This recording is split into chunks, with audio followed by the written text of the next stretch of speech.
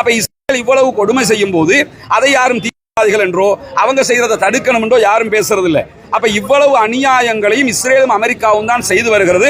அதற்கு பதிலடியாக டிஃபெண்ட் பண்ணும் விதமாகத்தான் பதிலடியை கொடுத்து கொண்டிருக்கிறது ஈரானை தவிர ஈரான் யுத்தத்தை ஆரம்பிக்கல. தொடர்ந்து ஈரானுடைய தாக்குதல்களுக்கு நடுவுல அரபு நாட்டையும் அண்டை நாடுகளையும் கோர்த்து விட்டு ஒரு சண்டையை உண்டாக்குறதுக்காக என்ன பண்றாங்கன்னு சொல்லி சொன்னா வேற நாடுகள் மேல மொசாது தாக்குதல் நடத்துகிறது. பெய்ரூத்ல இருக்கக்கூடிய எங்களுடைய எம்பசிக்கு அடிச்சீங்கன்னா உலகம் முழுவதும் இருக்கக்கூடிய இஸ்ரேலுடைய எம்பசிக்கு அடிப்போம்னாங்க.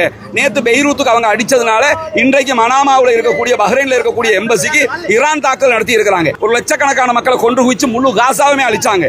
இப்ப அதே மாதிரி ஈரானை அழித்துக் கொண்டிருக்கிறார்கள். இந்திய பெருங்கடலில் அமெரிக்கா வந்து தாக்குதல் நடத்த வேண்டும் என்றால் இந்தியாவினுடைய அனுமதி இல்லாமல் தாக்குதல் நடத்த முடியாது. நரேந்திர மோடி இறுதியாக 2 வாரங்களுக்கு முன்பதாக இஸ்ரேலுக்கு போனதும் ஈரான்ல செய்து வந்த இந்தியாவினுடைய அதானியினுடைய போர்ட்டுக்குரிய பட்ஜெட்ல நிதி ஒதுக்காததும் இப்பொழுது நடந்திருக்கிற தாக்குதலும் எல்லாமே ஒன்றோடு ஒன்று சிங்க் ஆகக்கூடியது நீங்க பார்க்க முடியும். அமெரிக்காவா ஈரானா என்று வந்தால், இஸ்ரேலா ஈரானா என்று வந்தால் நம்ம அத்தனை பேரும் ஈரான் தான்.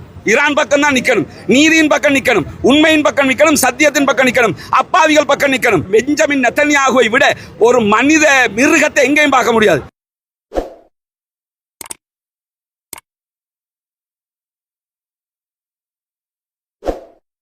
இன்றைக்கு நடந்து வரக்கூடிய இந்த ஆர்ப்பாட்டம்ங்கிறது ஈரான் மீதான அமெரிக்க இஸ்ரேலிய தாக்குதலை நிறுத்த கோரி நடத்தப்படுகிற ஒரு முக்கியமான ஆர்ப்பாட்டம். நமக்கு தெரியும், கடந்த 6 நாட்களாக இன்றோடு 7வது நாளாக ஈரான் மேல அமெரிக்காவும் இஸ்ரேலும் கூட்டிணைந்து மிக கடுமையான கொடுமையான தாக்குதல்களை நடத்தி கொண்டிருக்கிறார்கள். இதுவரைக்கும் நடத்தப்பட்ட தாக்குதல்கள் 1000க்கும் மேற்பட்ட அப்பாவிகள் ஈரானுக்குள்ள கொல்லப்பட்டிருக்கிறாங்க. அதனிடத்தில் 300க்கும் மேற்பட்ட பச்சிலம் குழந்தைகள் அங்கே கொல்லப்பட்டிருக்கிறார்கள். இதுவரைக்கும் நடத்தப்பட்ட தாக்குதல்களில் ஈரானுக்குள் இன்றைக்கு வெளியாகி இருக்கக்கூடிய ஈரானுடைய ரெட் கிரசன்ட் சொசைட்டி வெளியிட்டிருக்கக்கூடிய அறிவிப்பில் இதுவரைக்கும் 3000க்கும் மேற்பட்ட பொதுமக்களுடைய வீடுகள் அளிக்கப்பட்டிருக்கிறது, 14க்கும் மேற்பட்ட மருத்துவமனைகள் அளிக்கப்பட்டிருக்கிறது, 7 பாடசாலைகள் ஸ்கூல்ஸை மொத்தமாக அளிச்சிருக்கிறாங்க, ரெட் கிரசன்ட் சொசைட்டியினுடைய 10க்கும் மேற்பட்ட அலுவலகங்கள் அளிச்சிருக்கிறாங்க. இப்படி கடுமையான தாக்குதல்களை மொத்தமாக பொதுமக்களை இலக்கு வைத்து தான் நடத்துறாங்க. இந்த தாக்குதலுக்கு அவங்க சொல்லக்கூடிய ஒரே காரணம் என்னன்னு கேட்டா, ஈரான் அணு ஆயுதத்தை தயாரிப்பதற்கு முற்படுகிறது, ஈரான் யுரேனியத்தை செறிவூட்டுறாங்க என்பதுதான் அவங்க சொல்லக்கூடிய காரணம். ஈரான் அணு ஆயுதத்தை தயாரிப்பதற்கு முற்படுவது மிகப்பெரிய குற்றம் என்று சொல்லி யுத்தம் செய்வதாக இருந்தால் ஆல்ரெடி அணு ஆயுதத்தை வச்சுக்கிட்டு இருக்கக்கூடிய நாடுகளுக்கு என்ன பண்றது? நேற்றைய தினம் மிக கடுமையான தாக்குதல் தெஹரானுக்குள்ள நடத்தப்படுகிற அதே நேரத்தில் கிம் முன் ஜுங் வடகொரியாவினுடைய நார்த் கொரியாவினுடைய பிரசிடென்ட் என்ன பண்றாருன்னா மிக பாரிய ஆபத்தை உண்டாக்கக்கூடிய ஒரு ஆயுதத்தை கடலிலே பரிசோதனை செய்கிறார். அப்ப அவர் மிக பாரிய ஆயுதத்தை கடல்ல பரிசோதனை செய்யறாரு, அணு ஆயுதத்தை கையில வச்சுக்கிட்டு இருக்கிறாரு. கையில வச்சுக்கிட்டு இருக்கிறவங்க மேல அட்டாக் கிடையாது, தயாரிக்க போறான்னு சொல்லி அட்டாக் பண்ணி கொண்டிருக்கிறாங்க. அதே மாதிரி இஸ்ரேலிடத்துல 400க்கும் மேற்பட்ட ஏவுகணைகள் இருக்கிறதாக, அதே போன்று அந்த அணு ஆயுதம் சார்ந்த ஆயுதங்கள் இருப்பதாக சொல்லப்படுகிறது. இஸ்ரேல் உள்ள போய் டெஸ்ட் பண்றது கூட யாருக்குமே எந்த அனுமதியும் கொடுக்கறது இல்லை.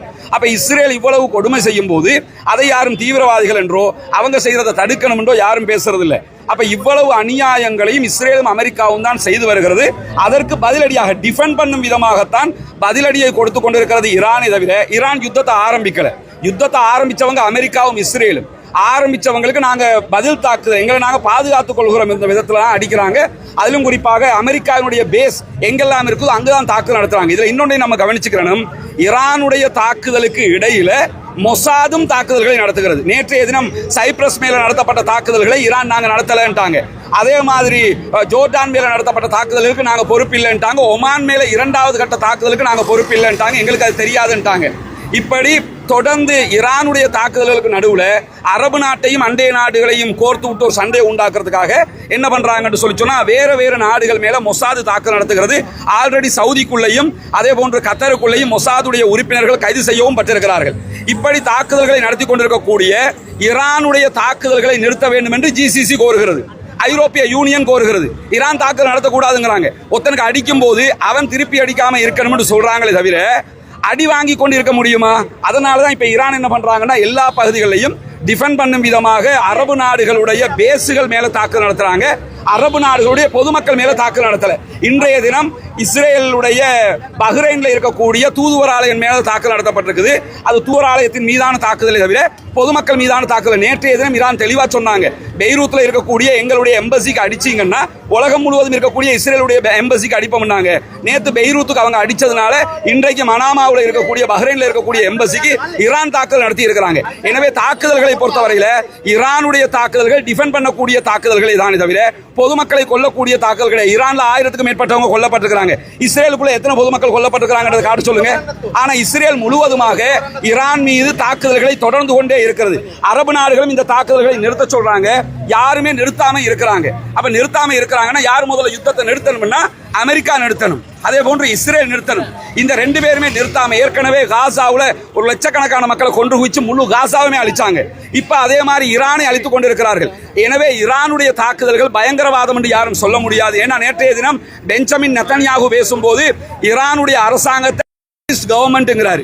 ஈரானுடைய அரசாங்கம் எப்படி தீவிரவாத அரசாங்கமாகும்? ஈரான்ங்கிறது நம்ம வரலாறு நடிகளும் பாரசீகத்தை பார்த்து வர்றோம். இஸ்ரேல்ங்கிறது 1940களுக்கு பிறகுதான் இஸ்ரேல் என்ற ஒரு நாட்டே உள்ள எல்லாருக்கும் தெரியும். இஸ்ரேல் என்பது பாலஸ்தீனத்தை அபகரித்து உருவாக்கப்பட்ட ஒரு பூமி. அவங்க ஈரான தீவிரவாத கவர்மெண்ட் சொல்ல முடியுமா? எனவே இது தீவிரவாத கவர்மெண்ட் எல்லாம் கிடையாது. ஈரான் என்பது சுயாதீனமான ஒரு தேர்ந்தெடுக்கப்பட்ட அரசாங்கம். எல்லாவற்றையும் மீறி ஈரானுடைய ஆன்மீக தலைவர் ஆயத்துல்லா அலி ஹாமனி கொல்லப்பட்டிருக்கிறார். அவருடைய ஆயத்துல்லா அலி ஹாமனியை கொண்டுவிட்டு நாங்க தாக்குதல் நடத்துவது பிழை என்று யாராவது ஈரான் மேல சொல்ல முடியுமா? இப்படி தொடர் தாக்குதல் நடத்தப்படுகிற நேரத்தில் தான் நமக்கு தெரியும், நம்முடைய அண்டை நாடாக இருக்கக்கூடிய இந்தியாவில் ஒரு ராணுவ பயிற்சிக்காக, கடற்படை பயிற்சிக்காக இலங்கை, அதாவது ஈரான்ல இருந்து 3 நேவி கப்பல் போயிருந்தது. அந்த 3 நேவி கப்பல்கள்ல முதலாவது கப்பல் மேல தோனா மேல அட்டாக் பண்ணி இருந்தாங்க அமெரிக்காவினுடைய சப்மரின். அமெரிக்காவுடைய சப்மரின் அட்டாக்ல அதுக்குள்ள இருந்த கிட்டத்தட்ட 80க்கும் மேற்பட்ட சோல்ஜர்ஸ் கொல்லப்பட்டிருக்கிறாங்க.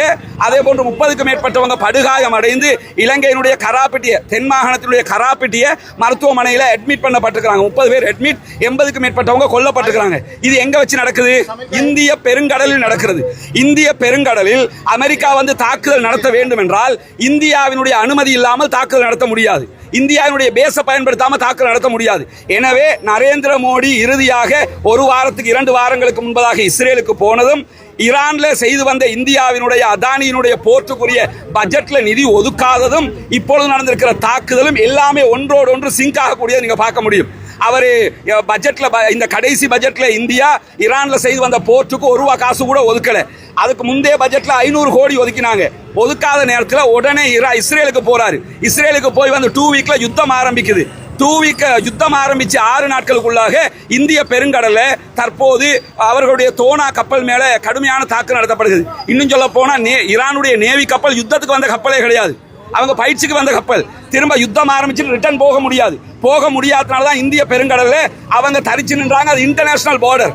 இன்டர்நேஷனல் பார்டர்ல யாரையும் தாக்கவே கூடாது. அப்படி தாக்குதல் நடத்திவிட்டு 2வது கப்பல் மேலேயும் தாக்குதல்கள் நடத்தப்பட்டிருக்கிற சந்தேகங்கள் இருக்கும் போதுதான் நேற்றைய தினம் ஜனாதிபதி அனுரகுமார் திசாநாயக் அவங்க என்ன பண்ணினாங்கன்னு சொன்னா, 2வது கப்பலை கொஞ்சம் தாமதமாக இருந்தாலும் 2வது கப்பல் மீண்டும் மீட்கப்பட்டிருக்கிறது. 2வது கப்பலை எடுத்து ஆட்களை கொழும்புல இறக்கிட்டாங்க. திருகோணமலைக்கு அங்கிருந்தவர் அந்த கப்பலை வந்து திருகோணமலைக்கு அனுப்பியிருக்கிறாங்க. முதல்ல என்ன புரிஞ்சுக்கிறோம்னா, நேற்றைய தினம் அல் ஜசீரா ஒரு ஆர்டிகல் வெளியிட்டிருந்தாங்க. அந்த ஆர்டிகல் அல் ஜசீரா சொன்ன செய்தி என்னன்னு கேட்டா, இலங்கை முட்டைக்கு மேலாக நடக்கிறது அப்படின்னாங்க. உண்மையும் கூட. ஏன் முட்டைக்கு மேலாக நடக்கிறாங்கன்னா, 2 ராஜ்யங்கள் யுத்தம் பண்ணுகிற நேரத்தில் இலங்கை வந்து என்ன பண்றதுன்ற ஒரு முடிவு எடுக்க. நம்ம பெரிய ஈரான் மாதிரி ஒரு நாடு கிடையாது டிஃபெண்ட் பண்ணி அட்டாக் பண்றதுக்கு. அப்படியான சூழலையும் மனிதநேய அடிப்படையில் ஈரானுடைய கப்பலை, முதல் கப்பலை உள்ளே எடுத்தது வரவேற்புக்குரியது, பாராட்டுக்குரியது. 2வது கப்பலை எடுக்க மாட்டாங்க ஆதங்கப்பட்டுக்கிட்டு இருந்தோம். 2வது கப்பலையும் உள்ளே எடுத்திருக்கிறாங்க. அதுக்கு ஜனாதிபதி அழகான விளக்கத்தையும் சொல்லியிருக்கிறாரு. மனிதநேய அடிப்படையில் நாங்கள் செய்திருக்கிறோம், நாங்கள் எந்த பக்கமும் சாரல் என்று. ஆனால் இங்க இருக்கக்கூடிய இன்னொரு உண்மையும் புரிஞ்சுக்கிறீங்க. கப்பலை ஏன் ட்ரிங்கோமலைக்கு அனுப்புறாங்கன்னா, இது நமக்கு ஒரு டேஞ்சராகவும் மாறக்கூடும் என்கிற அச்சம் இலங்கை அரசுக்கும் இருக்கிறது. ஏன்னா கப்பலை கொழும்பு போர்ட்ல வச்சா அங்க வச்சா அடிக்க மாட்டான்ற அர்த்தம் இல்லை, இங்க வச்சா ஈஸியா அடிப்பான். ஏன்னா அவனுடைய சப்மரின் இந்த ஏரியாவில் தான் இந்திய பெருங்கடல நிக்குதுங்கிறதுனால. எனவே இதெல்லாம் ஒரு ரிஸ்க் எடுத்து இலங்கை அரசாங்கம் செய்திருப்பதையும் நாங்கள் உண்மையிலே வரவேற்கிறோம், பாராட்டுகிறோம். கண்டிப்பாக செய்யப்பட வேண்டிய ஒரு பணி. மனிதநேயத்தை நம்ம பாதுகாக்கணும். வேண்டாம், ஈரான் செஞ்ச மாதிரி உதவியை எந்த நாடும் நமக்கு செய்யல. இப்பயும் உமாவோயாவை கட்டிக்கிட்டு இருக்கிறாங்க. மற்ற பல யுத்த காலத்தில் நமக்கு ஃப்ரீயாகவே பெட்ரோல் தந்திருக்கிறான். இதுவரைக்கும் நம்ம ஈரானுக்கு கடன் கட்ட வேண்டியிருக்கு. யுத்த காலத்துக்கு தந்த பெட்ரோலுக்கு அவ்வளவு உதவிகளை நமக்கு செய்த ஒரு நாடு. எனவே அந்த நாட்டுக்காக இலங்கை மக்களாக, இஸ்லாமியர்களாக, ஸ்ரீலங்கனாக நம்ம அத்தனை பேரும் அமெரிக்காவா ஈரானா என்று வந்தால், இஸ்ரேலா ஈரானா என்று வந்தால் நம்ம அத்தனை பேரும் ஈரான் தான். ஈரான் பக்கம் தான் நிக்கணும், நீதியின் பக்கம் நிக்கணும், உண்மையின் பக்கம் நிக்கணும், சத்தியத்தின் பக்கம் நிக்கணும், அப்பாவிகள் பக்கம் நிக்கணும். பெஞ்சமின் நெத்தன்யாகுவை விட ஒரு மனித மிருகத்தை எங்கேயும் பார்க்க முடியாது.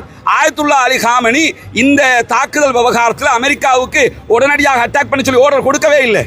டிஃபெண்ட் பண்ணிக்கிட்டு இருந்தாங்க. டிஃபெண்ட் பண்ணினவர் மேலே அட்டாக் பண்ணப்பட்டதையும் ஏற்றுக்கொள்ள முடியாது. எனவே இந்த தாக்குதல் உடனே நிறுத்தப்பட வேண்டும். அதுதான் எங்களுடைய கோரிக்கை.